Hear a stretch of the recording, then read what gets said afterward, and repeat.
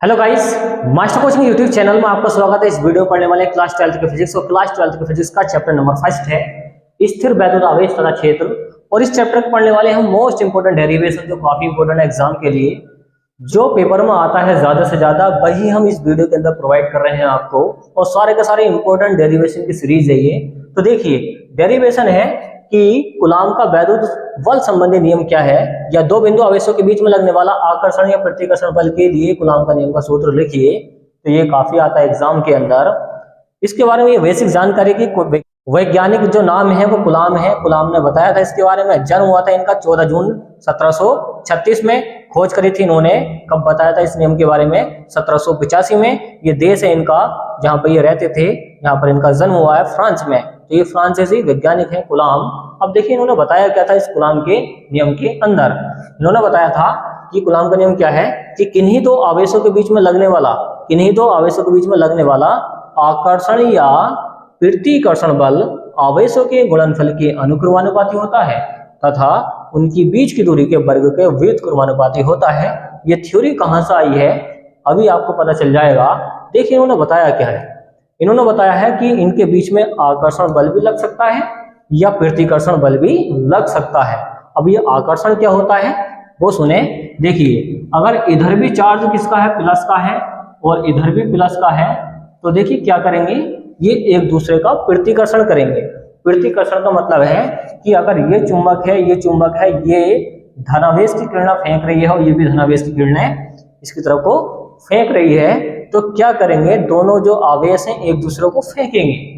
जो चुंबक है एक दूसरे को क्या करेगी, फेंक देगी। तो उसी को बोलेंगे प्रतिकर्षण बल। अगर बाई चांस ऐसा हुआ कि एक तरफ प्लस है और एक तरफ क्या है, माइनस है, वो प्लस और एक तरफ क्या हुआ, माइनस, अब क्या होगा, दोनों आपस में विपरीत। तो क्या होगा, प्लस और माइनस की जो वैद्युत बल रेखाएं हैं एक दूसरे को अपनी तरफ को आकर्षित करेंगी, जिसको बोलेंगे आकर्षण बल। तो आकर्षण का मतलब होता है एक दूसरे को अपनी तरफ को खींचेंगे, और प्रतिकर्षण का मतलब होता है एक दूसरे को आपस में फेंकेंगे। इनके बीच की दूरी क्या होगी, r। अब इन्होंने बताया क्या कूलाम ने, इन्होंने बताया कि इनके बीच में जो बल लग रहा है F, आवेशों के गुणनफल के अनुक्रमानुपाती होता है। क्या होगा, अनुक्रमानुपाती। ये होता अनुक्रमानुपाती का मार्क इसका तो समीकरण नंबर 1। और बोला इन्होंने कि जो बल है F, इनकी बीच की दूरी के वर्ग के व्युत्क्रमानुपाती होता है।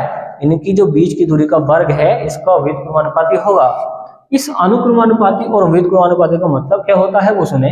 देखिए, इनके बीच में जो लगने वाला आकर्षण या प्रतिकर्षण बल F है, ये कोई सा भी हो सकता है कंडीशन के अकॉर्डिंग। ठीक, तो क्या होगा, आवेशों के गुणनफल के क्या होगा, अनुक्रमानुपाती होगा।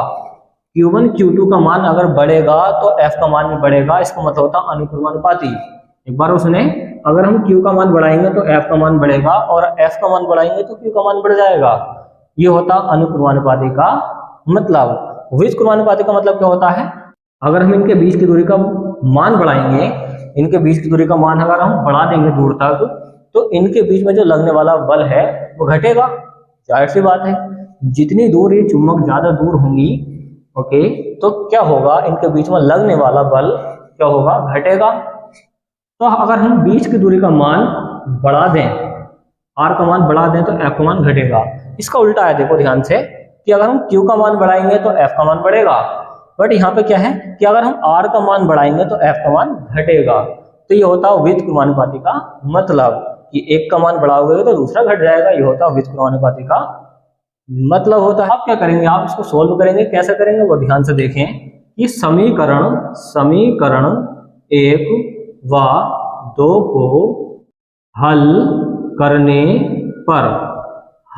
पर कर रहे हैं। देखिए, समीकरण 1 और 2 को हल करेंगे हम। कैसे करेंगे, इसमें जो F है ये Q1 Q2 के अनुक्रमानुपाती है। तो आप अगर Q1 Q2 की गुणा 1 सा करेंगे तो क्या आ जाएगा, Q1 Q2 आ जाएगा, और बड़े में कौन है, R स्क्वायर है। अब देखिए होगा क्या, जैसी अनुक्रमानुपाती का मान घटेगा तो एक कांस्टेंट वैल्यू है नेतांक, जो होता K, जो होता परावैद्युतांक। अब यहाँ पर क्या बचा, Q1 Q2 बटा R स्क्वायर। ये हमारे पास एक फॉर्मूला ये आया ड्राइव होकर। आगे सोल्व करें, क्योंकि देखिए K एक नियतांक है, एक नियतांक है। जिसका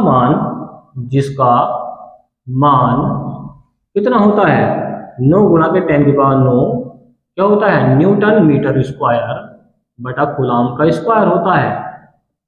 ये इसका मात्रक है। तो ये के का मान होता है।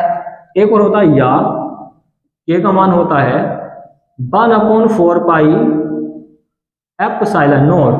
ये होता है इसका मान। ये दो मान होते हैं इसके के, एक ये रहा, एक ये रहा। अब देखिए वैसे ही मान फिट करते हैं इसके अंदर।